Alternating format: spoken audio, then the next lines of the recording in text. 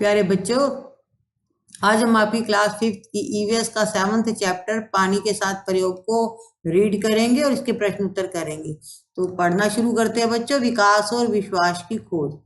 तो ये दो बच्चे हैं। शिक्षक कहते हैं, बच्चों आज हम पानी के बारे में कुछ रोचक बातें जानेंगे। क्या तुम जानते हो कि कुछ पदार्थ पानी में घुल जाते हैं और कुछ नहीं?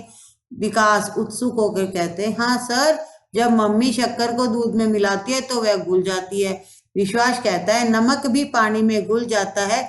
जब हल्दी को मैंने पानी में मिलाया तो वह भी घुल गई।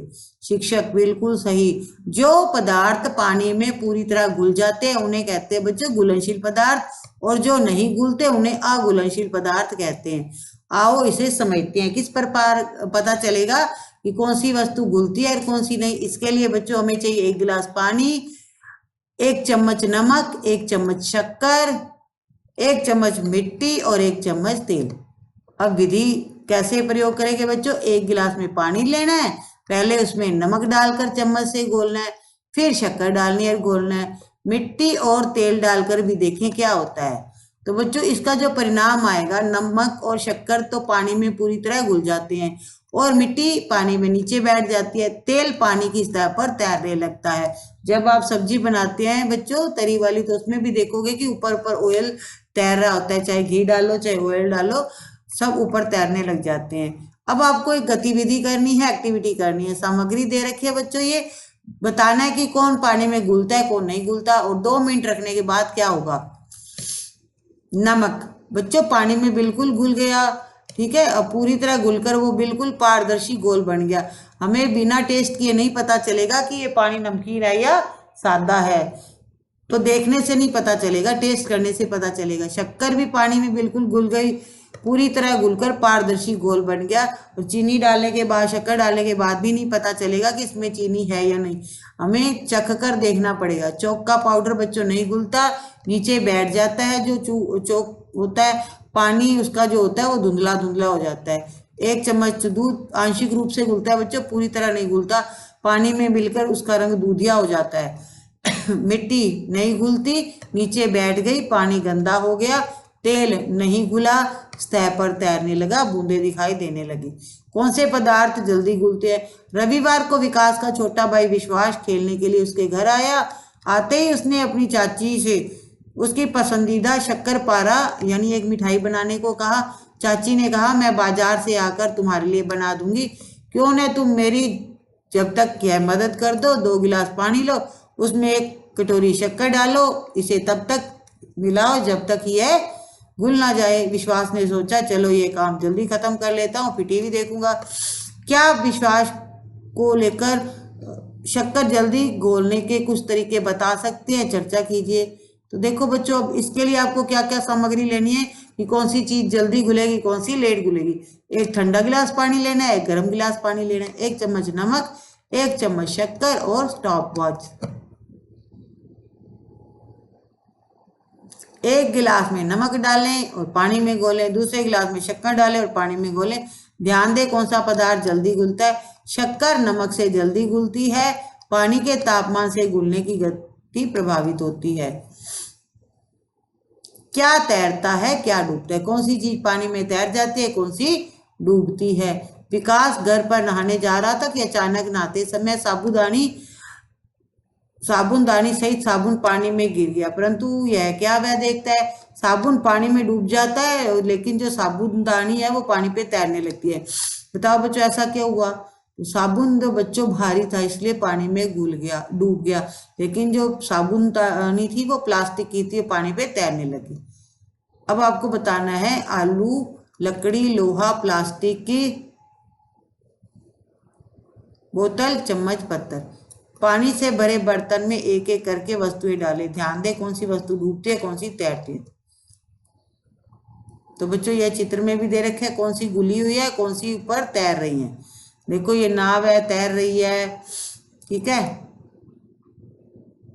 ये लोहे की कील है, कंकड़ है, ये नीचे डूब रहे हैं। लकड़ी और प्लास्टिक तैरते हैं, लोहा और पत्थर डूब जाते हैं। कुछ नीचे वस्तुओं के नाम दे रखे हैं, आपको बताना है कि कौन सी पानी में तैरती है कौन सी डूबती है। भिंडी बच्चों डूब जाएगी, कंकड़ भी डूब जाएगा, लेकिन लकड़ी का टुकड़ा तैरेगा, तरबूज भी तैरेगा, आलू डूब जाएगा, पेंसिल जो सर्कल लगे हुए हैं ग्रीन कलर के वो चीजें तो तैरेंगी, प्लास्टिक की बोतल तैरेगी, लेकिन लोहे की कील डूब जाती है, पत्तियां और कागज भी तैरेंगे। अब बताना है बच्चों वाष्पीकरण का रहस्य है। पानी कहाँ गया? आपको पता है बच्चों, पानी है जो भाप बन के ऊपर उड़ता है, गर्मियों में ज्यादा उड़ता है, सर्दियों में कम। एक दिन चंचल की माँ ने सुबह कपड़े धोकर सुखाए थे। 1 घंटे बाद उसकी माँ ने आवाज लगाई कि चंचल कपड़े सूख गए होंगे तो अंदर ले आओ। चंचल ने जब जाकर देखा सारे कपड़े सूख चुके। वो हैरान थी कि अभी थोड़ी देर पहले तो सारे कपड़े पानी से गीले थे, अब सूख गए। आखिरकार ये पानी कहाँ गया?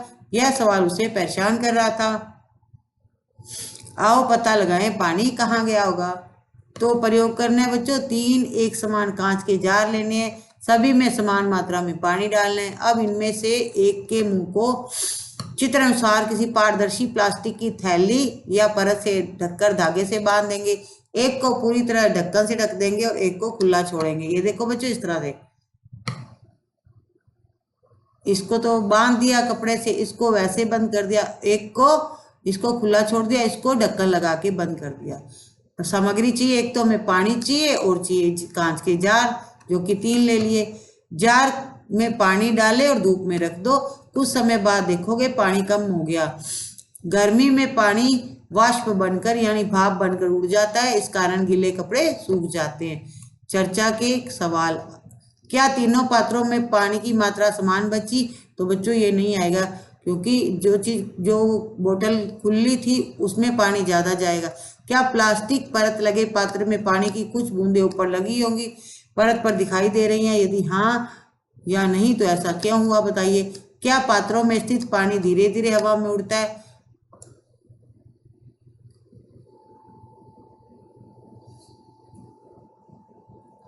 सांभर झील और नमक उत्पादन।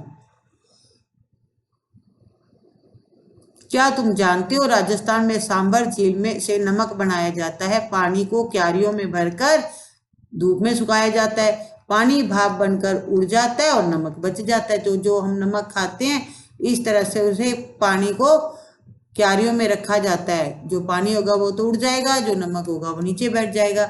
इस नमक को इकट्ठा करके बाजार में बेचा जाता है। आज तो बहुत कुछ सीखने को मिला विकास।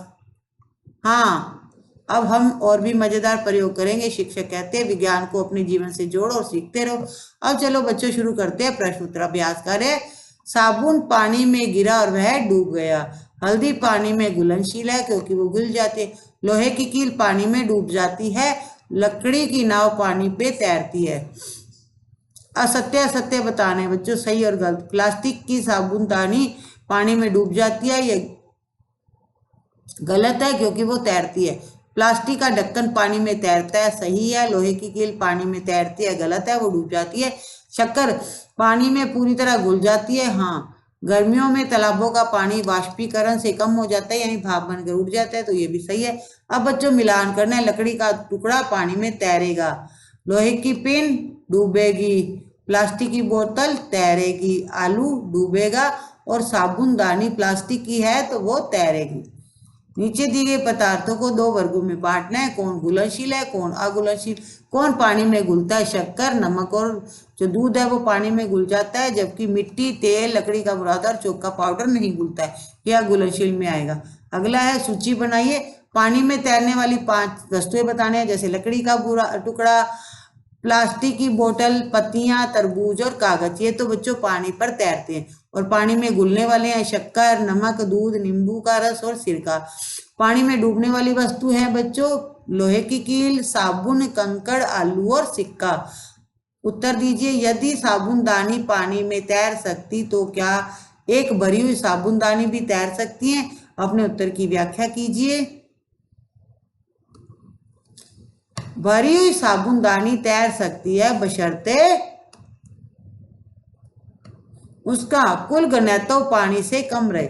उदाहरण के लिए एक बड़ी प्लास्टिक की साबुनदानी में थोड़ा साबुन होने पर वह तैर सकती है, लेकिन पूरी तरह भरी होने पर वो डूब सकती है। दूसरा प्रश्न है, एक स्टील की प्लेट पानी में तैर सकती है लेकिन एक स्टील की कील क्यों डूब जाती है? स्टील की प्लेट का आकार और हवा को रोकने की क्षमता उसके तैरने में मदद करती है, जबकि कील का ठोस और छोटा आकार उसे डूबने में मजबूर कर देता है। थर्ड है पानी में लकड़ी का टुकड़ा तैरता है लेकिन लोहे का टुकड़ा डूब जाता है, ऐसा क्यों? लकड़ी का कम घनत्व और उत्प्लावन बल इसे तैरने में मदद करता है, जबकि लोहे घनत्व और कम उत्प्लावन बल इसे डूबने का कारण बनता है। यहां बच्चों लोहा आएगा,